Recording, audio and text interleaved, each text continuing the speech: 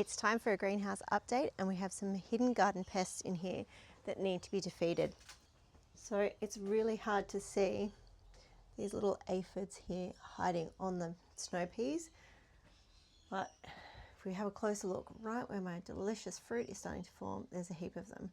So the first thing I'm going to do is give them a good hose down, and hopefully that'll fix the problem and not make it too wet in the greenhouse, but there's only one way to find out. So we'll see if that's our solution.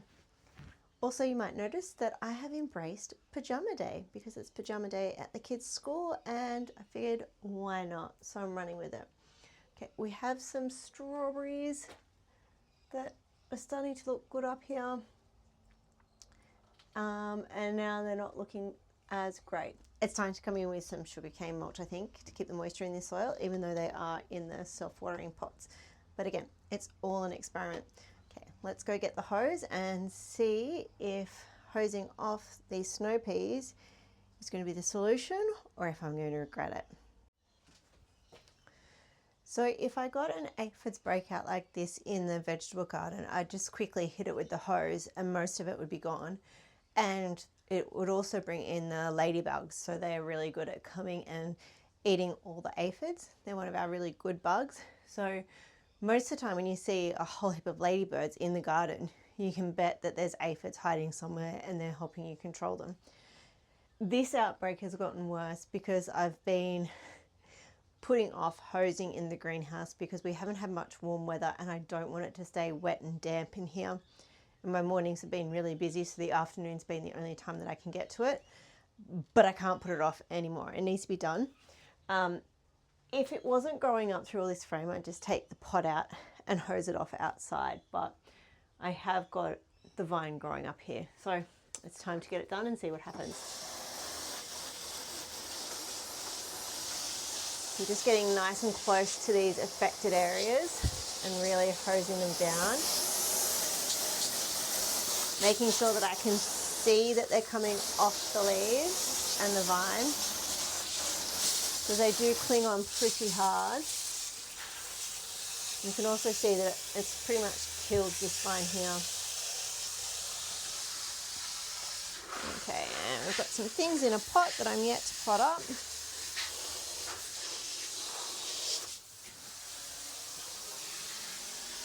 Over here, I'm preparing a new pot to grow another lot of probably peas and climbing veggies. So I'm just going to water that in.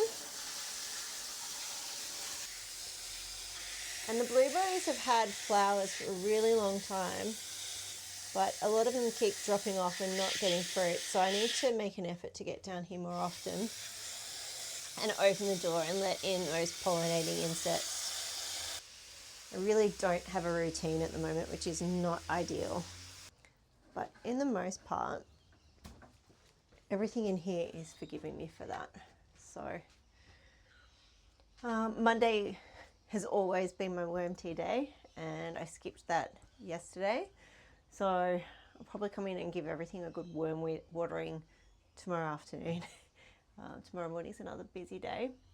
And then put some sugarcane mulch on these. I do have a whole heap of seedlings coming along really nicely here. So you may not have been here since I've done this little, I want to call it a renovation, but it's really just a few modifications to the greenhouse. So these shelves here were from my original freestanding little greenhouse that I had on the lawn. And I've just pulled them apart to repurpose them and make some shelves in here. So this is a whole heap of basil from seeds that I've harvested from one of my own plants. So they're really nicely adapted to this local environment. This is obviously a rogue curcumin. It seems to be a theme that I have going at the moment.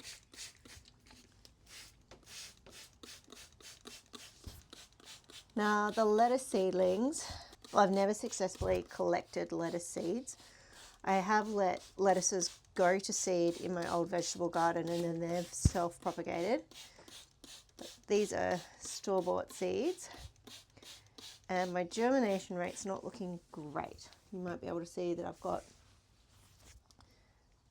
2 seedlings here out of the whole pack. So that could be better. But then I've got my next tray of basil that's a couple of more weeks on, which is doing quite well. Probably a day, maybe tomorrow, if I'm really speedy and get everything done and have more energy than I do today, I'll start spreading these out a little bit, separating them out so that the roots have got more room to grow. But we'll see.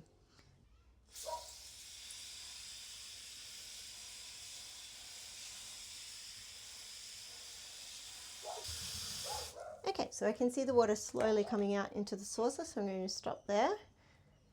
And it's already telling me that this soil has become pretty hydrophobic, which is what I was afraid of. So it's gotten so dry in the deeper layers that the water's just running straight through. So we'll see if this slow process helps it get better, or if I need to start with all this soil again. This is a big learning curve for me. I used to be really successful with all my soil in my garden beds in the old house.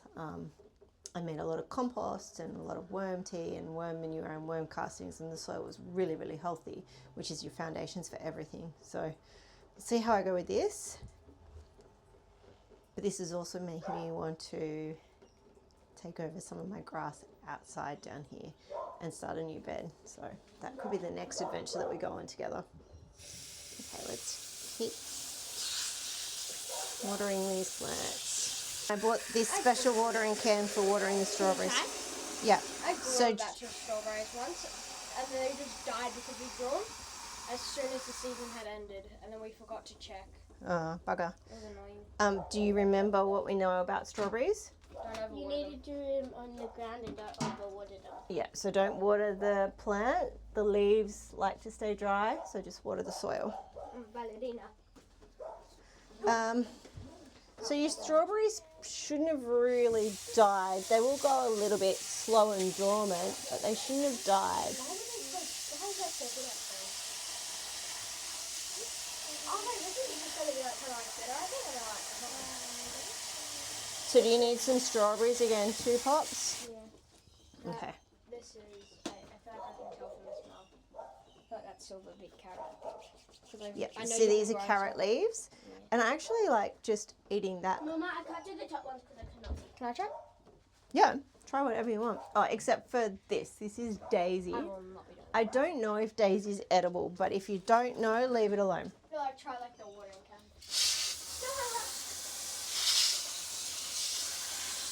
What's happening?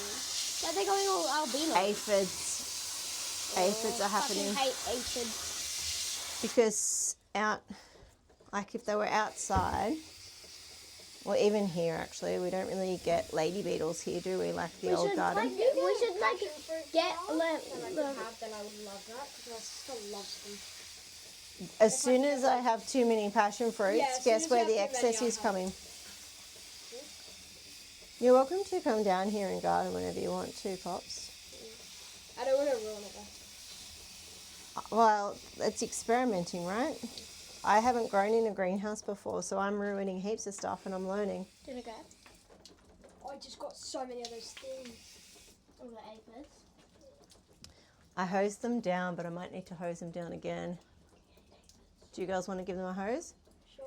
Look how many that is. Oh, yeah. You ready? Can I pick the liver? Let's just keep the dog dry. Parrot, come out here. Can I just like spray the whole thing? On this? Yeah, but we want to... No, you actually need enough pressure. I'm also trying not to make the greenhouse ridiculously wet. Parrot, outside. Doesn't get wet. Lives. I'm also trying not to make the greenhouse ridiculously wet at this time of night. Yeah. Because it won't dry out. But yeah, wherever you see aphids, give it a good squirt. So if we come up nice and close again to these snow peas and the leaves, we can see that most of the aphids have been washed off. There's still a few left around the place. Oh, I just spotted a baby snow pea up. Oh, there we go. Just spotted a baby snow pea up here. How cute is that? But we'll come in and check in on this again tomorrow and see if we've dealt with the aphids problem or if they're going to keep coming back.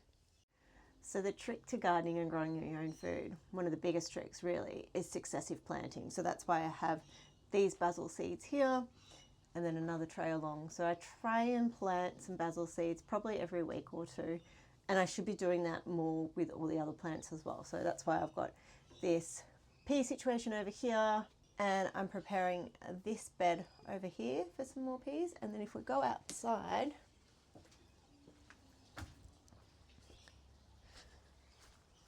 I've got a pot down here growing outside as well. And these are doing quite well. I just need to put a bit of a trellis up for them. Okay, so I'm going to go on a little raw, honest side note. I had a quiet goal to try and reach 4,000 watch hours on my YouTube channel in 12 months. I thought if I posted every week a decent video, I'd start getting that watch rate up and try and create a little community and encourage people to give this a shot, because if I can do it, everyone can.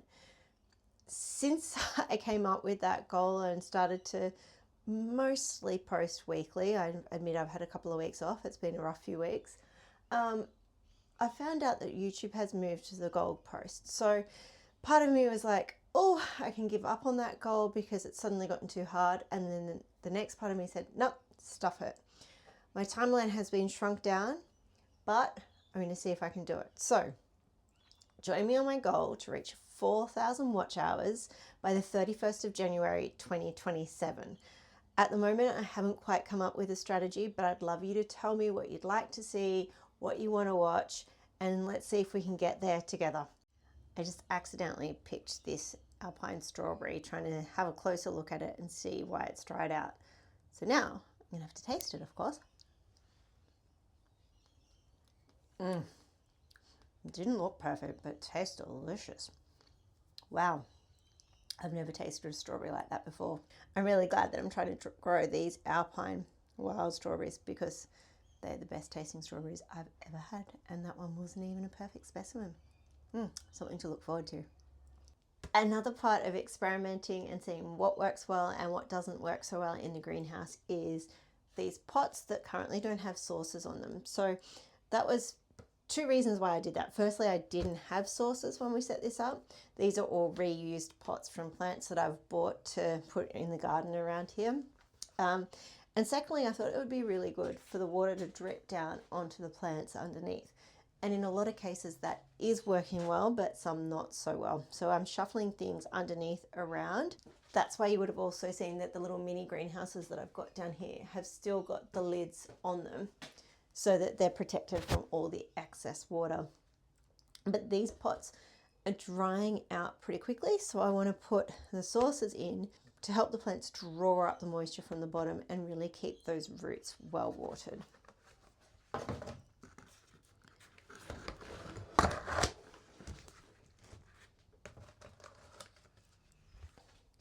So we'll see in a couple of days even if this is a good solution, if it keeps the moisture in these pots better and these plants healthier, or if it's actually creating too much moisture in the greenhouse, and if I then need to go and alter the watering frequency. Again, we're experimenting here and it's fun, because we should all be little scientists. All right. Thanks for joining me in the greenhouse, and I'll see you next time when I'm giving these strawberries some love with some worm feed and some sugarcane mulch to keep the moisture in. And what else did I say I was going to do? Well, that's my perimenopausal brain going on for me. Anyway, join me next time on this whole greenhouse adventure, and we'll head out into the garden as well as the weather starts to warm up, and I can hopefully get more things out in the garden with some simple protective measures from our little friendly critters out there. Okay, thanks for joining me. See you next time.